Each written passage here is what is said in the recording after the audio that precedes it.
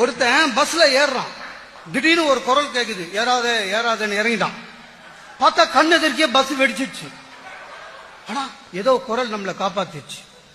அடுத்த நாள் ஒரு ஷாப்பிங் மால் கிட்ட போறான், போவாதே போவாதேன்னு ஒரு குரல், டக்குன்னு வெளில வந்துட்டான். ஷாப்பிங் மால் விழுந்துச்சு. அடா யாரோ நம்மளை காப்பாத்திட்டாங்க. அப்புறம் அவனே நினைச்சுக்கிட்டான், யார் என்ன காப்பாத்துங்கன்னு. ஒரு குரல் கேக்குது, டாய் நான் தான் உன் காவல் தெய்வம் அப்படின்ச்சு. உடனே இவன் அடிச்சான், சனியனே என் கல்யாணத்து அன்னைக்கு எங்க போனேன் அப்படின்னு.